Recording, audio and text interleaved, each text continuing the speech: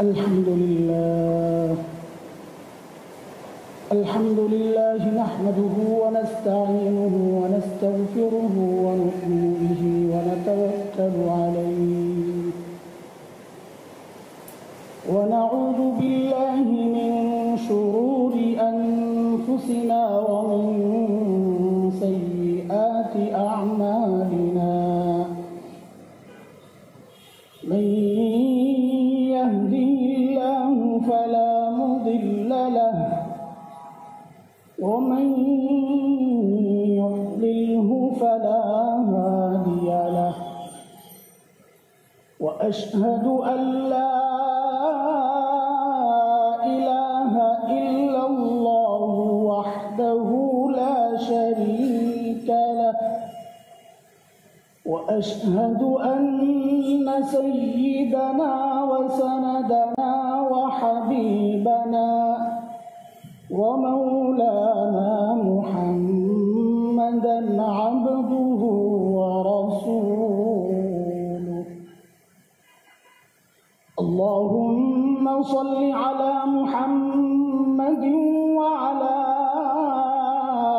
آل محمد كما صليت على إبراهيم وعلى آل إبراهيم إنك حميد مجيد اللهم بارك على محمد وعلى آل محمد كما باركت على إبراهيم وعلى آل إبراهيم إنك حميد مجيد أما بعد فأعوذ بالله من الشيطان الرجيم بسم الله الرحمن الرحيم إن عدة الشهور عند الله 12 شهرا في كتاب الله يوم خلق السماوات والأرض منها 4 حرم ذلك الدين القيم فلا تظلموا فيهن أنفسكم وقاتلوا المشركين كافة كما يقاتلونكم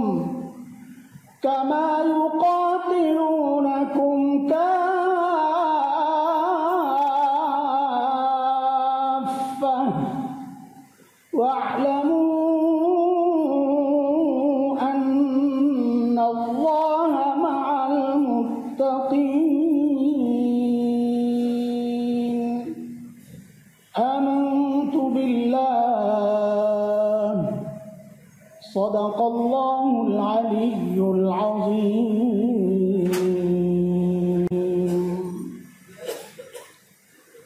محترم حاضرين আল্লাহ সুবহানাহু ওয়া তাআলার অশেষ করুণা দয়া যে মালিক মাঝে মধ্যেই আমাদেরকে কিছু দামি উপলক্ষ দান করেন নিজেদের দাম আর মূল্য বাড়িয়ে নেওয়ার জন্য নিজেদেরকে আখিরাতের জন্য উপযুক্ত বানানোর জন্য এর মধ্যে মুহররম মাস এটাও এমন একটা দামি মাস আমি সূরা আত-তাওবার 36 নম্বর আয়াত তিলাওয়াত করেছি এই আয়াতে রব্বে করিম এই মাসের দাম সম্পর্কে বলেছেন যে আল্লাহ সুবহানাহু ওয়া তাআলা যেদিন আসমান আর জমিন সৃষ্টি করেছে সেদিনই আল্লাহ সুবহানাহু ওয়া তাআলা 12 মাস নির্ধারণ করেছেন। তার মধ্যে চারটি মাস হচ্ছে সম্মানিত মাস: যুলকাদা, যুলহজ, মুহররম, রজব। এই চারটি মাস হচ্ছে আশহুরে হুরুম, সম্মানিত মাস। এর মধ্যে অন্যতম শ্রেষ্ঠ মাস হচ্ছে মুহররম মাস, অনেক দামি মাস। হযরত রাসূল করিম সাল্লাল্লাহু আলাইহি ওয়াসাল্লাম এই মাস সম্পর্কে ইরশাদ করেন, আফজালুস সিয়াম বা'দা শাহরি রমাযান শাহরুল্লাহিল মুহররম, আও কামা ক্বালা আলাইহিস সালাতু ওয়াস সালাম। রমজান মাসের পর সবচেয়ে বেশি সওয়াব হয় যে মাসে রোজা রাখলে, সেটা হচ্ছে মুহররম মাস। দিবস হিসেবে সবচেয়ে দামি দিবস হচ্ছে আরাফার দিন।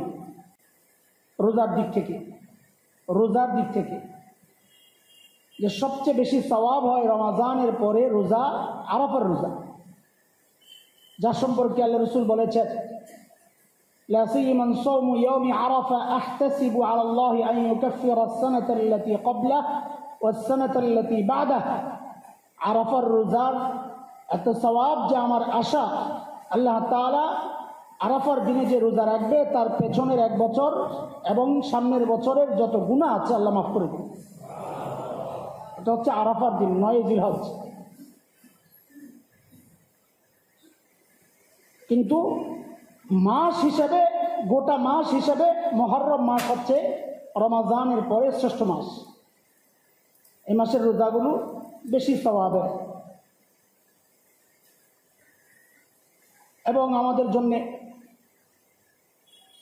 ইসলামী পঞ্জিকা হিসাবে বছরের প্রথম মাস হচ্ছে মুহররম মাস। হযরত আবু মুসা আশআরী রাদিয়াল্লাহু তাআলা, হযরত ওমর রাদিয়াল্লাহু তাআলা আনহুর খেলাফতের 3য় বা 4র্থ বছর, বিষয়টা মতানৈক্য আছে কোন বছরের বিষয়টা। হযরত ওমরের খেলাফতের 3য় বা 4র্থ বছর হযরত আবু মুসা আশআরী রাদিয়াল্লাহু তাআলা আনহু হযরত ওমরের কাছে চিঠি পাঠাইছেন যে আপনার রাষ্ট্রীয় যে সমস্ত ফরমান আছে ওই ফরমানগুলোতে ডেট থাকলে ভালো হয়। তো হয়তো ওমর রাদিয়াল্লাহু তাআলা আনহু সাহাবায়ে কেরামকে নিয়ে মশওয়ারায় বসছেন যে কি ডেট নির্ধারণ করা যায়, কিভাবে ডেট নির্ধারণ করা যায়। সাহাবায়ে কেরাম কেউ কেউ তখন রোমানদের যে প্রচলন ছিল ক্যালেন্ডার, ওইটার প্রস্তাব করেছেন। কেউ কেউ রাসূল করিম সাল্লাল্লাহু আলাইহি ওয়াসাল্লামের জন্ম মাসকে, জন্ম সালকে বর্ষ গণনার জন্য প্রস্তাব করেছেন। হযরত আলী রাদিয়াল্লাহু তাআলা আনহু প্রস্তাব করেছিলেন হিজরতের যে বছর, রাসূল সাল্লাল্লাহু আলাইহি ওয়াসাল্লাম যে বছর হিজরত করেছেন ওই বছর থেকে সাল গণনা শুরু হলে ভালো হয়। হযরত ওমর রাদিয়াল্লাহু তাআলা আনহু হযরত আলী রাদিয়াল্লাহু তাআলা আনহুর এই মতটাকে প্রাধান্য দিয়ে রাসূল করিম সাল্লাল্লাহু আলাইহি ওয়াসাল্লাম যে বছর হিজরত করেছিলেন ওইটাকেই মুসলমানদের জন্য প্রথম বছর, সাল গণনার প্রথম বছর হিসাবে নির্ধারণ করে। কিন্তু মাস কোনটা হবে, বছরের প্রথম মাস কোনটা হবে? তো রাসূল সাল্লাল্লাহু আলাইহি ওয়াসাল্লাম তো হিজরত করছেন রবিউল আউয়াল মাসে, মদিনায় পৌঁছছেন রাসূল 12 রবিউল আউয়াল। ওইটাও পরামর্শের মাধ্যমে, কেউ বলছেন রমজান করা হোক, কেউ বলছেন রবিউল আউয়াল করা হোক। হযরত ওমর রাদিয়াল্লাহু তাআলা আনহু সিদ্ধান্ত জানালেন যেহেতু বড় বড় আমলগুলো শেষ হয় জিলহজ মাসে, রমজান রোজার বড় আমল, জিলহজে হজের বড় আমল শেষ করে দীর্ঘ সময় মুসলমান বড় আমল থেকে ফারেক থাকে, খালি থাকে।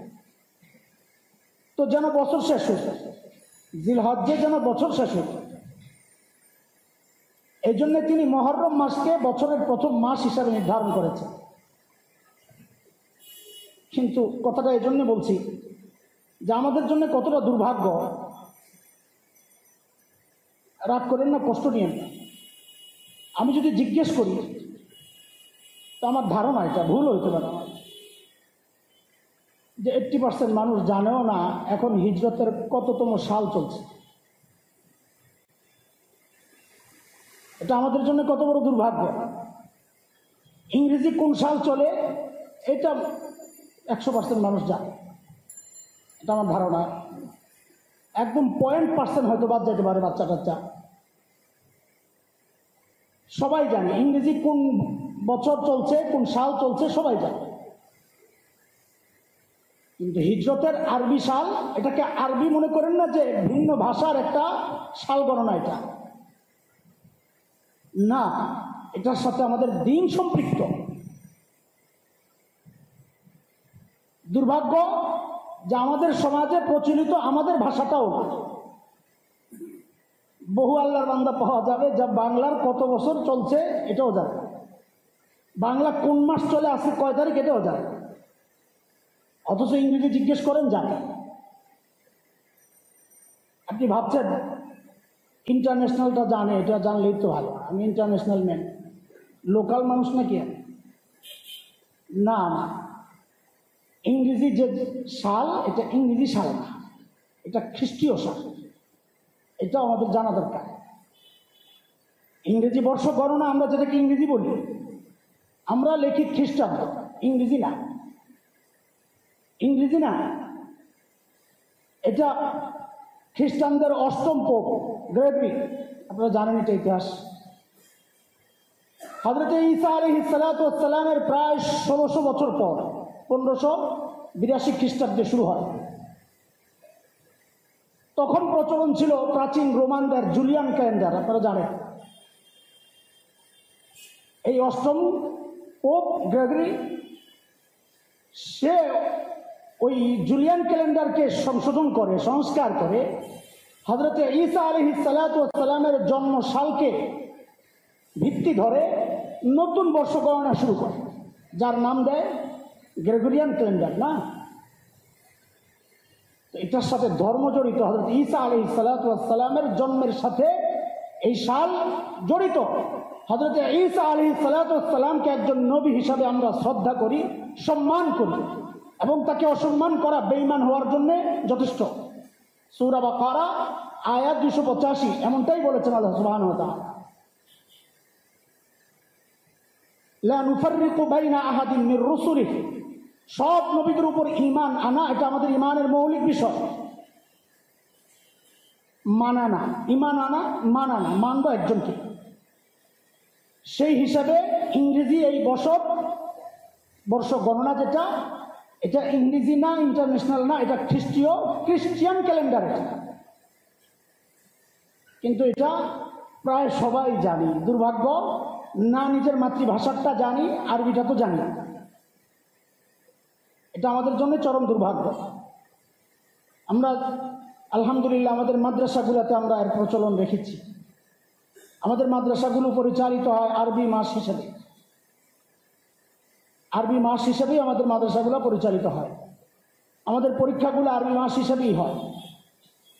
সফরে প্রথম সাময়িক হয়, জমাদুল্লা শেষে দ্বিতীয় সাময়িক হয়, শাবানে বার্ষিক পরীক্ষা হয়।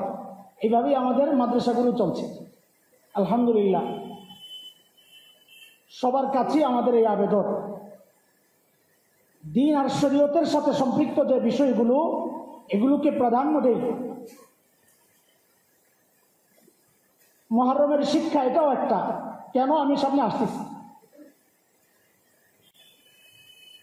তো এই লম্বা আলোচনায় কি বুঝলাম যে মুহররম মাস মুসলমান হিসাবে এটা আমাদের জন্য অত্যন্ত দামি আর গুরুত্বপূর্ণ মাস, ফজিলতের মাস। এটাও আমাদের জন্য এক বড় দুর্ভাগ্য যে আমাদের অনেককে পাওয়া যাবে যে মুহররম কি জিনিস বলো তো, মুহররম কি? তো সে বলবে মুহররম মানে কারবালা। এইরকম আল্লাহর বান্দাও পাওয়া যাবে যে মুহররম যে একটা মাসের নাম তাও জানে,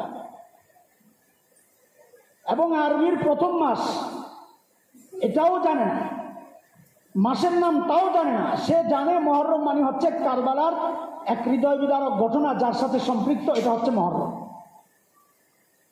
এটা কিভাবে বলি, কারণ আমাদেরকে অনেকে জিজ্ঞেস করে হুজুর মুহররম কবে? আরে ভাই মুহররম কবে? মুহররম তো গোটা একটা মাসের নাম, 30 দিন। এখন তোমাকে কোনটা বলবো আমি? সে মনে করছে মহরম মানে ওই কারবালার ঘটনা যেদিন হয়েছে ওইটাই মহরম। ও আল্লাহর বান্দা, ওই দিনটা হচ্ছে আশুরা, মহরমের 10ম তারিখ, 10 আষাঢ় মানে 10, আশুরা 10ম তারিখ। ওই তুমি যেটা চিন্তা করছো ওটাকে বলে আশুরা, ওটা মহরম না। চিন্তাটা কেন আসছে? আসছে এই জন্যে যে আমার কাছে আশুরার তাৎপর্য মহরমের কারণে না, আমার কাছে আশুরার তাৎপর্য হযরত হুসাইন রাদিয়াল্লাহু তাআলা আনহু, তার পরিবার, তার সঙ্গী সহ শাহাদাতের নির্মম ঘটনা যেই দিবসের সাথে সম্পৃক্ত, ওই কারণে আশুরা আমার কাছে দামি। এটাও একটা ভুল। কেন? কারণ আল্লাহ রাসূল সাল্লাল্লাহু আলাইহি ওয়াসাল্লাম আশুরাকে মূল্য দিয়েছেন হযরত হুসাইনের শাহাদাতের কমপক্ষে 60 বছর আগে। রাসূল করিম সাল্লাল্লাহু আলাইহি ওয়াসাল্লামের ইন্তেকালের 60 বছর পর কারবালার হৃদয় বিদারক ঘটনা। তো তার আগে থেকেই তো রাসূল আশুরাকে মূল্য দিয়ে আসছেন। শুধু রাসূল না, রাসূলের আগেও জাহেলি যুগেও মানুষ আশুরার দিবসকে মূল্য দিত, রোজা রাখত। এবং রোজা ফরজ হওয়ার আগে, হিজরতের আগে রাসূল করিম সাল্লাল্লাহু আলাইহি ওয়াসাল্লাম আশুরার দিবসে রোজা রাখতেন। বুঝা গেল আশুরার মূল্য হযরত হুসাইন রাদিয়াল্লাহু তাআলা আনহুর শাহাদাতের কারণে না, বরং হযরত হুসাইনের শাহাদাতটা আরো মূল্যবান হয়েছে আশুরার দিবসে সংঘটিত হওয়ার কারণে। কারণ আশুরার মূল্য তো আগের থেকেই। ধরেন শুক্রবার একটা দামি দিন, এখন এই দিন কেউ মৃত্যুবরণ করলো, তার মানে কি শুক্রবারের দাম বাড়ছে না ওই লোকের দাম বাড়ছে? যে মৃত্যুবরণ করেছে তার দাম বেড়েছে, শুক্রবারের দাম তো আগের থেকে।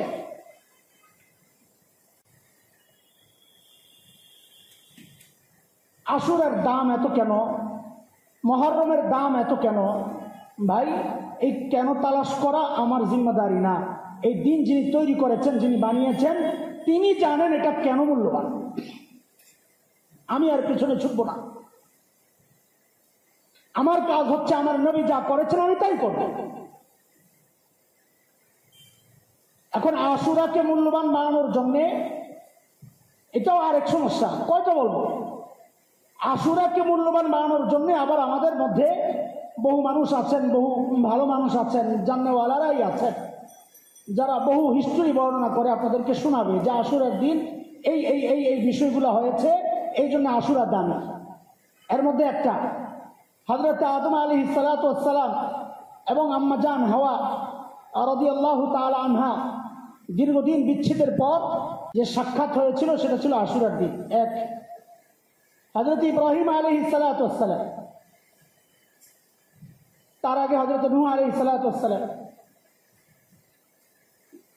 ভয়ঙ্কর বন্যার পর হযরত নূহ আলাইহিস সালাতু ওয়াস সালামকে আল্লাহ তাআলা মুক্তি দিয়েছেন। কিস্তি গিয়ে যদি পাহাড়ের সাথে ঠেকেছিল, সেটাও ছিল এই আশুরার দিন। হযরত ইব্রাহিম আলাইহিস সালাতু ওয়াস সালামকে অগ্নিকুণ্ড থেকে আল্লাহ তাআলা মুক্তি দিয়েছিলেন, সেটাও ছিল আশুরার দিন। হযরত ইউনূস আলাইহিস সালাতু ওয়াস সালাম মাছের পেট থেকে মুক্তি পেয়েছিলেন, সেটাও ছিল আশুরার দিন। কিয়ামত হবে, ওইটাও নাকি আশুরার দিন। ভাই, এই সমস্ত বর্ণনাগুলো কোনোটা দুর্বল, কোনোটা জাল বানানো। একটার পক্ষেও সহি কোনো দলিল নাই। আমি দায়িত্ব নিয়ে বলছি আপনাদের, একটার পক্ষেও সহি কোনো দলিল নেই। আশুরা সম্পর্কে যতগুলো কথা শোনা যায়, এর মধ্যে একটা কথাই সহি, যেটা বুখারীর রিওয়ায়াত, হযরত আব্দুল্লাহ ইবনে আব্বাস রাদিয়াল্লাহু তাআলা আনহুর বর্ণনা, যে রাসূল যখন মদিনায় গেলেন, ফাওয়াজাদা ইয়াহুদিয়ান সিয়ামা ইয়াউমা আশুরা, রাসূল দেখলেন যে ইহুদিরা আশুরার দিন রোজা রাখে। তো রাসূল জিজ্ঞেস করলেন, মা হাযাল ইয়াউমুল্লাযী তাসুমুনাহু, এই তোমরা এই দিন কেন রোজা রাখো? তো ইহুদিরা জবাব দেয়, হাযা ইয়াউমুন আযীম আনজাল্লাহু মূসা ওয়া গররাকা, আনজাল্লাহু মূসা ওয়া কওমা ওয়া গররাকা ফিরআউন ওয়া কওমা ফাশাকারা মূসা আসাব, أو كما قال عليه الصلاة والسلام। আল্লাহ রসুল মদিনায় গিয়ে দেখলেন ইহুদিরা আশুরার দিন রোজা রাখে। তো রসুল জিজ্ঞেস করলেন যে ভাই এটা কি দিন যে তোমরা রোজা রাখতেছ? দেখেন রসুল কিন্তু আগের থেকেই আশুরায় রোজা রাখতেন। রসুল জানতে চাচ্ছেন ইহুদিরা কেন রাখে। তো ইহুদিরা জবাব দিল যে এই দিন আল্লাহ সুবহানাহু ওয়া তাআলা নবী মূসা আলাইহিস সালাতু ওয়াস সালামকে এবং তার কওমকে মুক্তি দিয়েছিলেন, ফেরাউন আর তার কওমকে ডুবিয়ে মেরেছিলেন। সেই শুকরিয়ায় হযরতে মূসা আলাইহিস সালাতু ওয়াস সালাম রোজা রেখেছেন। যেহেতু মূসা আলাইহিস সালাতু ওয়াস সালাম রোজা রেখেছেন, তো আমরাও শুকরিয়া হিসাবে আমরাও রোজা রাখি। তো রাসূল সাল্লাল্লাহু আলাইহি ওয়াসাল্লাম জবাব দিয়েছেন, ফানাহনু আওলা বিমূসা, যে মূসা আলাইহিস সালাতু ওয়াস সালামকে মহব্বতের ব্যাপারে ইহুদিদের চেয়ে আমাদের হক বেশি। কাজেই তোমরাও এই দিন রোজা রাখো। সাহাবায়ে কেরামকে আল্লাহ রাসূল হুকুম দিয়ে দিলেন তোমরাও রোজা রাখো। তো সাহাবায়ে কেরাম রোজা রাখা শুরু করছেন। কেউ কেউ এসে আপত্তি করলেন, ইয়া রাসূলুল্লাহ, ইহুদিদের সাথে আমাদের রোজা মিলে যায়। এই জায়গায় একটু পয়েন্ট খুব খেয়াল করেন, এই জায়গাটা। ইয়া রাসূলুল্লাহ, ইহুদিদের সাথে আমাদের রোজা মিলে যায়। তো আল্লাহ রাসূল সাল্লাল্লাহু আলাইহি সাল্লাম বলেছেন, আগামী বছর আমি যদি থাকি তো এর সাথে আরেকটা রোজা মিলে আনি। আল্লাহ রাসূল সাল্লাল্লাহু আলাইহি ওয়াসাল্লাম এর পরের মুহররম আর পান নাই, আশুরা আর পান নাই। রাসূল করিম সাল্লাল্লাহু আলাইহি ওয়াসাল্লামের দিলের ওই তামান্না সাহাবায়ে কেরাম আমলের মাধ্যমে প্রতিষ্ঠিত করেছেন। হযরতে সাহাবায়ে কেরাম 9 তারিখ 10 তারিখ রোজা রাখতেন। ফুকাহায়ে কেরাম মুহাদ্দিসিনে কেরাম বলেছেন, কেউ যদি 9 তারিখ না রাখতে পারে সে যেন 11 তারিখ রাখে, আরেকটা মিলে আনে। এই জন্যে আশুরার মধ্যে মুস্তাহাব হচ্ছে যে আশুরার রোজাটাও রাখা, 10 নম্বর রোজাটাও রাখা, সম্ভব হলে 9 নম্বর রোজা, 11 নম্বর রোজা এগুলো রাখা, যে কোনো একটা, 2টা রাখা, একটা মিলে নেওয়া। কেন এটা? ওটা মাথায় রাখা। কেন এটা? যেন আমাদের কোনো আমল ইহুদিদের সাথে মিলে না। চিন্তা করছেন? রোজার ব্যাপারেও আল্লাহ রসুল এই চিন্তা রেখেছেন যে আমাদের আমল যেন ইহুদিদের সাথে মিলে না যায়। ইবাদতের ক্ষেত্রেও রসুল এটা খেয়াল করেছেন যে আমার আমল যেন ইহুদিদের সাথে মিলে না যায়। অথচ এখন আমাদের ইবাদত দূরের কথা, আমাদের মুআমালা মুআশারা, আমার সমাজ, আমার পরিবার, আমার ব্যক্তি জীবন, আমার পারিবারিক জীবন, সামাজিক জীবন, রাষ্ট্রীয় জীবন, এমন কোন ক্ষেত্র নাই যেই জায়গায় ইহুদি আর নাসারাদের সাথে আমাদের চরিত্র, আমাদের সব কিছু মিলে না। কোনটা আছে এমন দেখার? বড় আফসোসের কথা। আশুরা আশুরা করেন, এটা হচ্ছে আশুরার শিক্ষা। আমার জীবন ইহুদির জীবন এক হইতে পারে না, আমার লিবাস খ্রিস্টানের লিবাস এক হইতে পারে না, আমার সূরত খ্রিস্টানের সূরত এক হইতে পারে না। বুখারীর কিতাবুল লিবাসে আসছে, আল্লাহ নবী বলেছেন, খালিফুল মুশরিকিন, মুশরিকদের খেলাফ করো। দাড়ি সম্পর্কে বলেছেন, কাসসুস শারি বাবুল লুহা, মুশরিকদের খেলাফ করো। তারা মুছ কাটে, মুছ রাখে, দাড়ি কাটে, তোমরা দাড়ি ছেড়ে দাও, মুছ কাটো। রসুল একটা উদাহরণ দিয়ে দিচ্ছেন, মুশরিকদের খেলাফ কেমনে করব এর একটা উদাহরণ দিয়ে দিচ্ছেন রসুল, যে তারা দাড়ি কাটে, মুছ রাখে, তোমরা মুছ কাটো, দাড়ি রাখো।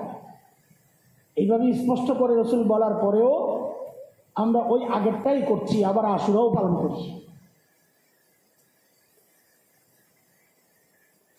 উৎসবের মধ্যে আমরা বড় এক্সপার্ট।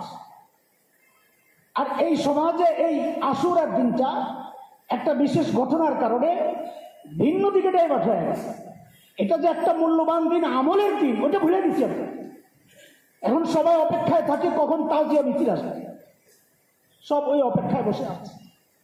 কতদিন থেকে শুরু হয়ে গেছে দোলবাদ্য পিটানো, চাঁদাবাজি, কতদিন থেকে শুরু হয়ে গেছে। কেন? ওই আশুরার দিন কিছু করতে হবে। কি করবে? কি করবে? পূজা ছাড়া কিচ্ছুই হয় না। ঘোড়া তৈরি করা হয়, হুসাইনের ঘোড়া, কবর তৈরি করা হয়, সেখানে দুধ ঢালা হয়, মুরগি দেওয়া হয়। কাকে দিচ্ছে? এই মুরগি কাকে দেওয়া হচ্ছে? এই দুধ কাকে দেওয়া হচ্ছে? হযরত হুসাইন এখানে আছে, যদি মনে করেন আপনি হযরত হুসাইন এখানে আছেন, তাকে দিচ্ছেন, তো আপনি নাম্বার 1 মুশরিক। হযরত হুসাইন এখানে থাকতে পারেন না, তিনি কবরের নিচে। মৃত্যুর পর রূহ চলে আসে, বাস্তব চলে আসে, এটা তো হিন্দুদের বিশ্বাস। আপনি কিভাবে বিশ্বাস করেন? কারো নামে নেওয়াজ মান্নত পেশ করলে ওগুলো খাওয়া, সূরা মায়দা আয়াত 3 খেয়াল করেন, দেখেন ওগুলা খাওয়াও হারাম, ওই মুরগি খাওয়াও হারাম, ওই দুধ খাওয়াও হারাম। আপনি খেয়াল করেন, হযরত হুসাইনকে মহব্বত করা এটা ঈমানের বিষয়। হযরত হুসাইনের শাহাদাতে আমরাও ব্যথিত। এর চেয়ে কষ্টের কি আছে? যেখানে রাসূল করিম সাল্লাল্লাহু আলাইহি ওয়াসাল্লাম হযরত হুসাইনের শাহাদাতের কথা আলোচনা করে কেঁদেছেন। আম্মা জান একজন বসা ছিলেন, রাসূল বলছেন তুমি একটু বের হয়ে যাও, ফেরেশতা আসবে, ওহী আসবে, বের করে দিয়েছেন। এর মধ্যে হযরত হুসাইন রাদিয়াল্লাহু তাআলা আনহু আসছেন, ছোট্ট হুসাইন। তো আম্মা জান আটকায় দিয়েছেন, যাও না, ভিতরে যাও না। নাতি আর নানার সম্পর্ক, এটা আম্মা জান কি বুঝবেন? কান্না শুরু করছেন হযরত হুসাইন। আম্মা জান ছেড়ে দিয়েছেন, থাক বাবা যাও। হযরত হুসাইন ভিতরে ঢুকছেন। আম্মা জান একটু পর শুনতেছেন যে রাসূল ঢুকতে ঢুকতে কাঁদতেছেন, আওয়াজ করে করে কাঁদতেছেন। আম্মা জান ভিতরে যায় দেখেন আল্লাহ রাসূল হযরত হুসাইনকে ঠিক এইভাবে ধরে আছে, বুকের সাথে ঠিক এইভাবে ধরে আছে, দুইটা কাঁদতেছে, খুব জোরে জোরে কাঁদতেছে। আম্মা জান বললেন, ইয়া রাসূলুল্লাহ আপনি কেন কাঁদতেছেন? বলে এইমাত্র ফেরেশতা জানায়া গেল জাফর এই কলিজার টুকরাকে আপনার উম্মত টুকরা টুকরা করবে, ওই জন্য কাঁদতেছে। যার শাহাদাতের সংবাদে আল্লাহ রাসূল ঢুকে কেঁদেছেন, তার শাহাদাতের পরে আমরা কষ্ট কেন পাবো না? কিন্তু ভাই একটা বিষয় মনে রাখা দরকার, হযরত হুসাইনের মহাব্বত রসুলের কারণে, রসুলকে হুসাইনের কারণে মহাব্বত করি না, এটা মাথায় রাখা দরকার। হযরত হুসাইনকে মহাব্বত করি রসুলের কারণে। কাজেই মহাব্বতের নমুনা রসুল যেভাবে করেছেন বলেছেন ওইটা ফলো করা লাগবে। রসুল কি বলেছেন? বুখারীর হাদিস, হাদিস 1281, আম্মা জান হযরত উম্মে হাবিবা রাদিয়াল্লাহু তাআলা আনহার বর্ণনা। আম্মা জান হযরত উম্মে হাবিবা রাদিয়াল্লাহু তাআলা আনহা বলেন, রাসূল করিম সাল্লাল্লাহু আলাইহি ওয়াসাল্লাম ইরশাদ করেন, লা ইয়াহিল্লু লিমরাতিন তুমিনু বিল্লাহি ওয়াল ইয়াউমিল আখির আন তাহুদ্দা আলা মাইয়িতিন ফাওকা 3 লায়াল ইল্লা আলা যাওজ 4 আশহুরিন ওয়া 10 রাওয়াহুল বুখারী।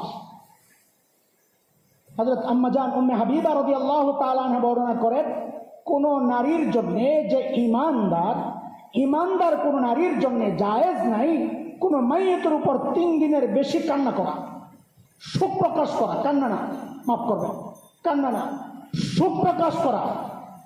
3 দিনের বেশি জায়েজ নাই শোক প্রকাশ করা। আবার বলছি, কান্না না, কান্না জায়েজ, শোক প্রকাশ করা 3 দিনের বেশি জায়েজ নাই। হ্যাঁ, কেউ যদি স্বামী হারা হয় ওই নারীর জন্যে 4 মাস 10 দিন সে শোক প্রকাশ করতে পারবে। শুধুমাত্র স্বামীহারা নারীর জন্য লম্বা টাইম শোক প্রকাশের সুযোগ আছে, আর না হয় কোনো মাইয়তের জন্য 3 দিনের বেশি শোক প্রকাশ করা জায়েজ নাই। এটা হচ্ছে 1 নম্বর হাদিস, বুখারীর 1297 হাদিস নাম্বার। হযরত আব্দুল্লাহ ইবনে মাসউদ রাদিয়াল্লাহু তাআলা আনহুর বর্ণনা।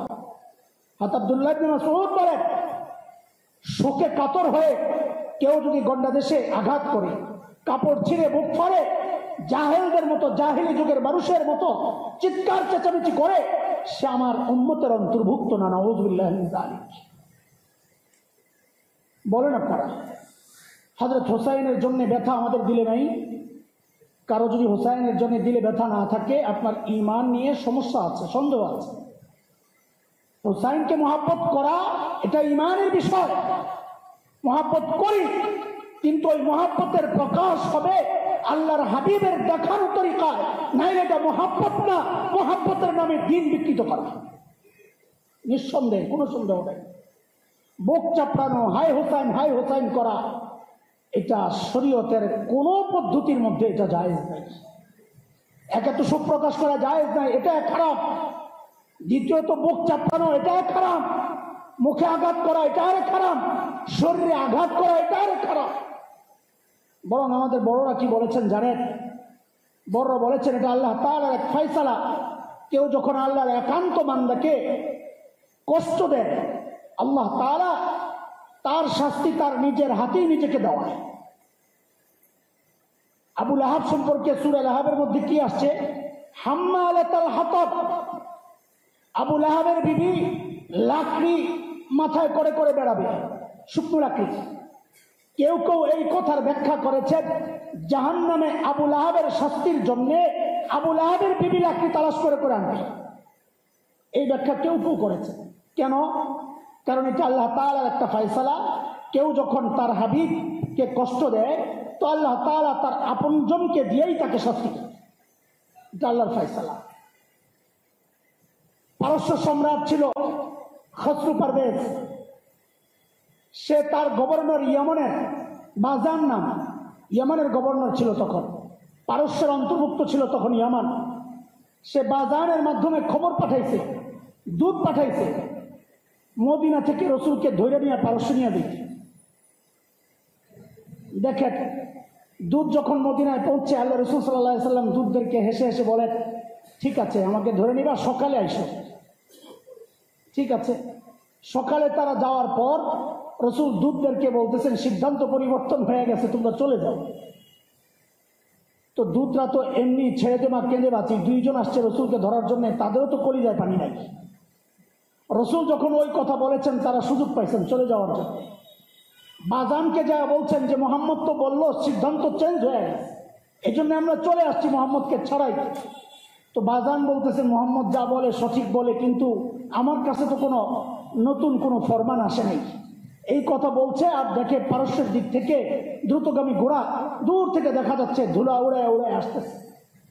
আসার পর তারা নতুন ফরমান পেশ করছে যে খসরু পারভেজের ছেলে শেরওয়া, সে তার বাবাকে হত্যা করে সিংহাসন দখল করেছে। নতুন ফরমান এসেছে, আগের সব ফরমান বাদ। আল্লাহ তাআলা দেখায় দিচ্ছেন আমার হাবিবের সাথে বেয়াদবি করবা, তোমার আপনজনকে দিয়ে আমি তোমাকে শাস্তি দিব।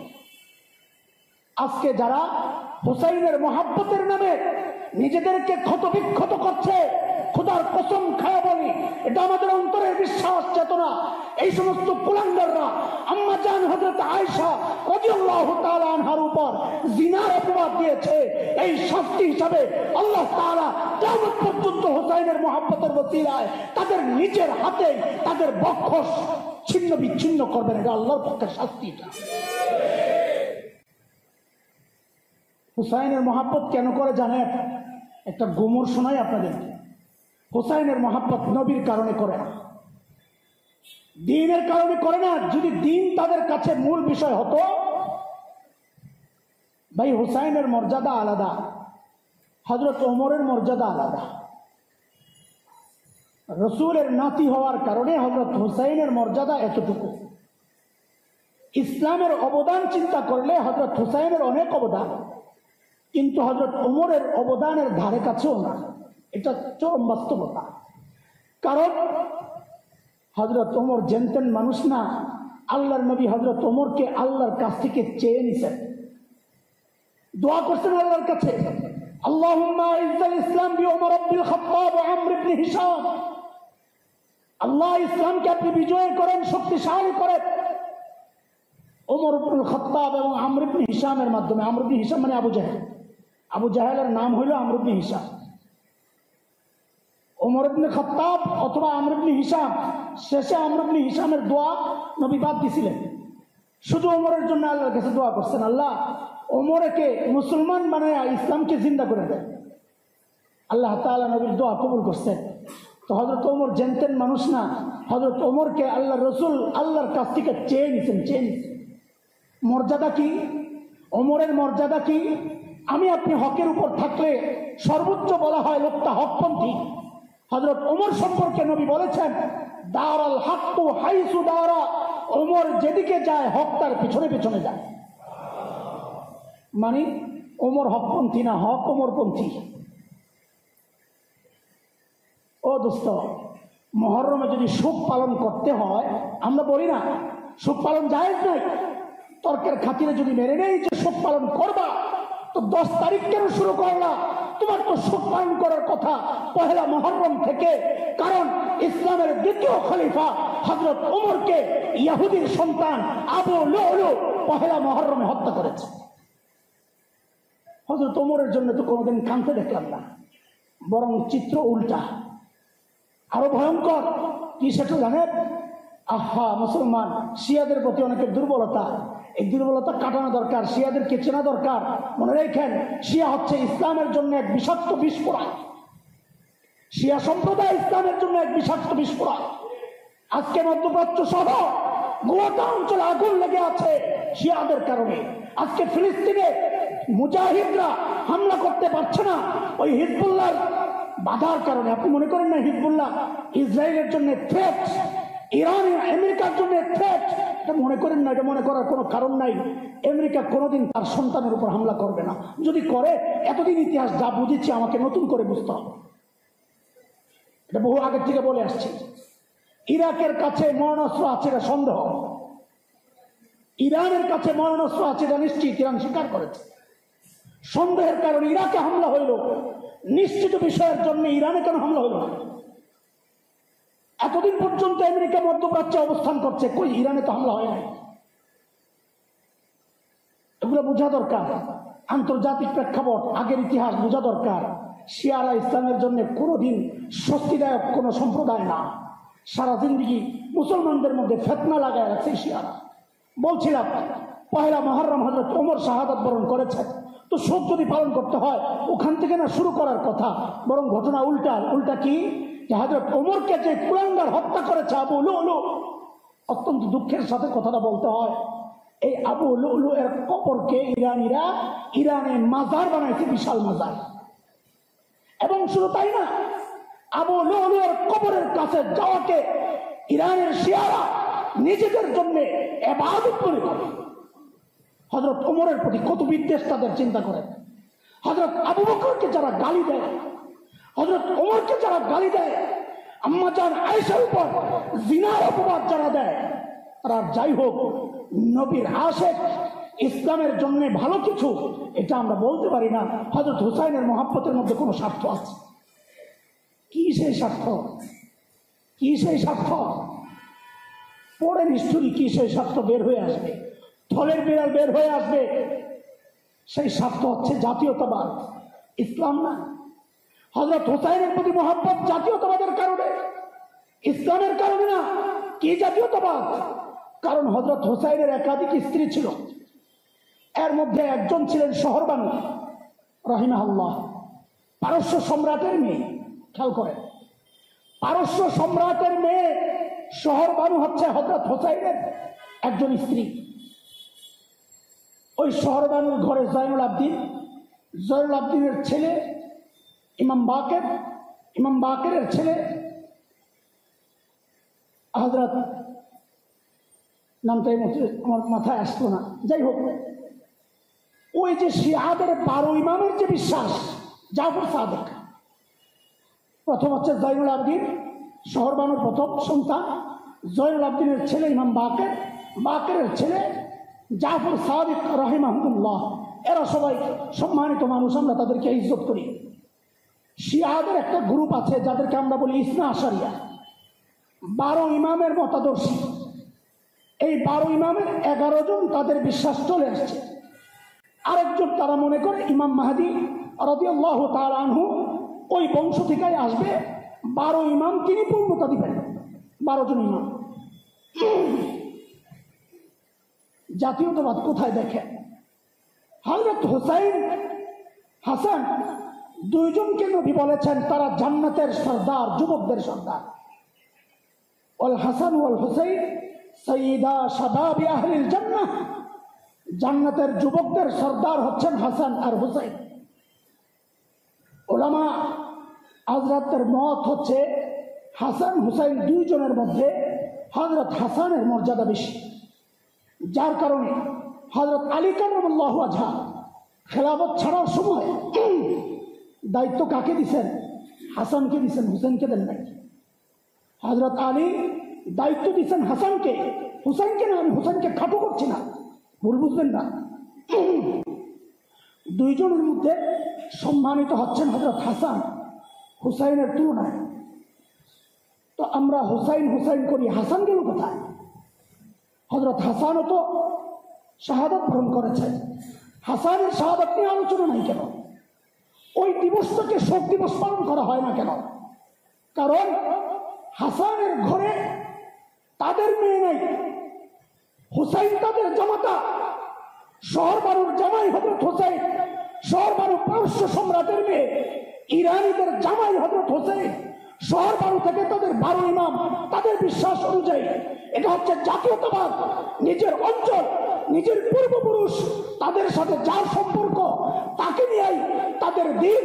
আমাদের দিন নবী কেন্দ্রিক, আমাদের দিন হুসাইন কেন্দ্রিক না। বুঝা লাগবে, গোমর কোথায় বুঝা লাগবে। ও ভাই, আবারও বলি, ভুল বুঝবেন না। হুসাইনকে শিয়ারা যতটা মহব্বত করে তার চেয়ে আমি কম মহব্বত করি না, বরং আমার দায়িত্ব নিয়ে বিশ্বাস আমার বলছি আমি হুসাইনকে তাদের চেয়েও বেশি মহব্বত করি। এই জন্য হুসাইন যে আদর্শের উপর ছিলেন, আমি ওই এক দিবস কেন্দ্রিক হুসাইনকে নির্ধারণ করি নাই, সারা জীবনের জন্য হুসাইনের আদর্শ লালন করেছি। সেটা হচ্ছে হকের বিষয়ে কারো কাছে মাথা নত করব না।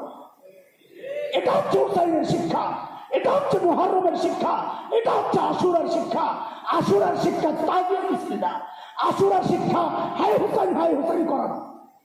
এখন এই হাই হুসাইন কোথেকে আসলো এটাও আমাদের জানা দরকার। কুফা, ওবায়দুল্লাহ বিন জিয়াদ ছিল বসরার গভর্নর।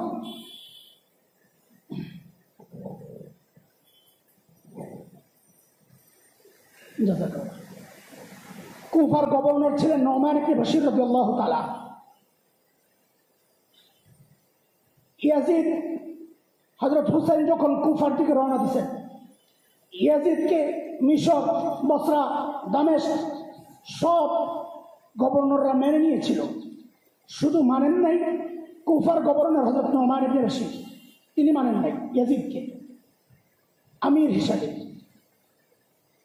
তখন ইয়াজিদ যখন শুনলেন যে হযরত হুসাইন কুফার দিকে রওনা দিয়েছেন আর কুফাবাসী হযরত হুসাইনের হাতে বাইআত হওয়ার জন্য তৈরি হয়ে আছে, শত বাধা, সাহাবা একরামের বাধা ছিল, আপনি যায়েন না কুফা। মদিনাবাসী বাধা দিচ্ছেন, মদিনা থেকে মক্কায় আসছেন, মক্কাবাসী বাধা দিচ্ছেন। ঐতিহাসিক সাহিত্যিক ফরাজদাক রাস্তায় দেখা বলছে আপনি কুফায় যায়েন না।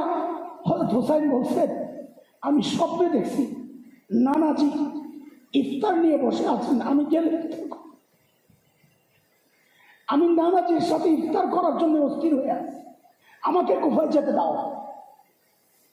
তিনি যখন কুফার কাছাকাছি, দামেস্ক থেকে ইয়াজিদ ফরমান জারি করেছে ওবায়দুল্লাহ ইবনে জিয়াদকে বসরা থেকে কুফায় আনছে, আইনা নোমান ইবনে বশিরকে বরখাস্ত করে। ইয়াজিদ ওবায়দুল্লাহ ইবনে জিয়াদ যখন কুফাবাসীকে খুব নির্যাতন করলো, কুফাবাসী আস্তে পল্টি মারছে, পল্টি মারা বুঝে ঘুরে গেছে। হযরত হুসাইন যখন আসছে সাহায্যের জন্য আগায়া যায় নাই। এটা ইতিহাস, গাদ্দারি করেছে। হযরত হুসাইন যে কথাগুলো বলেছেন, এক উর্দু কবি এভাবে বলেছেন, মুঝে কুফা ওয়ালো বুলায়া গয়া হো मैं आया नहीं हो बुलाया गया हो। আমি তো আসি নাই, আমাকে তোমরা ডেকেছ, এখন কোনো সাহায্য আসছো না, ডেকেছেন তিনি, কেউ যায় নাই। শাহাদাতের পর কুফাবাসীর দিলের মধ্যে আল্লাহ তাআলা তরফ জারি করে দিয়েছেন, কুফাবাসীর দিলের মধ্যে আল্লাহ তাআলা অস্থিরতা জারি করে দিয়েছেন। শাস্তিটা তারা কি করলো, সিদ্ধান্ত নিল পরবর্তী বছর তারা সিদ্ধান্ত নিল আমরা দামেস্কে হামলা করব, সংঘবদ্ধ হইল। ইতিহাস পড়ে, আল বিদায়া ওয়ান নিহায়া পড়ে, কুফাবাসী সংঘবদ্ধ হলো, দামেস্কে হামলা করবে, ইয়াজিদকে ধ্বংস করবে। এই চিন্তায় তারা কুফা থেকে বের হয়েছে। তাদের কেউ কেউ বলল চলো দামেস্কে যাওয়ার আগে কারবালার ময়দানে যায়া নিজেদেরকে একটু চাঙ্গা করি। তারা ভেবেছিল কারবালার ময়দানে গেলে তাদের মধ্যে হুসাইনের ভালোবাসা মনে দিলে আঘাত করবে, তারা আরো চাঙ্গা হবে, এটা মনে করে তারা দামেস্কে যাওয়ার আগে কারবালার ময়দান হয়ে তারপরে যাবে এই সিদ্ধান্ত নেয়। কারবালার ময়দানে গিয়ে বিশেষ করে নারীদের তারা শোক বরদাস্ত করতে পারে না। আল্লাহ তাআলার কুদরতে আল্লাহ আগুন জ্বালায় দিছে, শাস্তি হিসেবে দুনিয়ায় আগুন জ্বালায় দিছে। কুফাবাসী কারবালায় যাওয়ার পর তাদের আসল অবস্থা ঠিক ছিল না, তারা শোকে বিহ্বল হইয়া অস্থির হইয়া ওই জায়গায় চিৎকার চেঁচামেচি শুরু করলো, নিজেদের গায়ে নিজেদের তরবারি দিয়ে আঘাত করা শুরু করলো। তারা দামেস্কে যেতে পারে নাই। ওই যে সেই সময় থেকে যে চিল্লা চিল্লি হাই হোসাইন শুরু হয়েছে আজ পর্যন্ত সেটা চালু আছে। আমরা বলি যতদিন পর্যন্ত আম্মা জানকে গালি দেওয়া বন্ধ করবা না, হযরত আবু বকরকে গালি দেওয়া বন্ধ করবা না, হযরত ওমরকে গালি দেওয়া বন্ধ করবা না, অধিকাংশ সাহাবীকে গালি দেওয়া বন্ধ করবা না, ততদিন পর্যন্ত এই শিয়াদের কলিজায় আল্লাহ আগুন জ্বালায় রাখবেন। আর প্রতি বছর আশুরা আসলে তারা নিজেদের তরবারি দিয়া, নিজেদের অস্ত্র দিয়া নিজেদেরকে ক্ষতবিক্ষত করবে। এটা আল্লাহর নগদ গজব। আল্লাহ তাআলা সহি বুঝদান করেন। আমাদের জন্য করণীয় কি? একটা দুর্বল হাদিস আছে, যে ব্যক্তি আশুরার দিন পরিবারকে ভালো খাওয়ায় আল্লাহ তাআলা সারা বছর তাকে ভালো খাওয়াবে। এটা ওই পান্তা ইলিশের মতো একটা আর কি পহেলা বৈশাখ উদযাপন, ইসলামী পহেলা বৈশাখ না। এটা অত্যন্ত দুর্বল হাদিস। কিভাবে মিলে? যেখানে রসুল বলতেছেন রোজা রাখো, আপনি ভালো খাবার আয়োজন করলে খাবেটা কি? সত্য রোজাদার মিলে না। আমাদের করণীয় হচ্ছে আমরা রোজা রাখবো, আশা করি আল্লাহ তাআলা আমাদের পেছনের বছরে সগীরা গুনাহগুলো সব মাফ করে দেবেন ইনশাআল্লাহ। সারা মাস বেশি বেশি রোজা রাখবো, যেহেতু রমাজানের পর সবচেয়ে বেশি সওয়াব হয় এই মাসে রোজা রাখলে। আল্লাহ তাআলা দিনকে রসুল যেভাবে বলে গেছেন, শিখিয়ে গেছেন, ওইভাবে পালন করার তৌফিক দান করেন। আমিন। ওয়া আখিরু দাওয়ানা আলহামদুলিল্লাহ।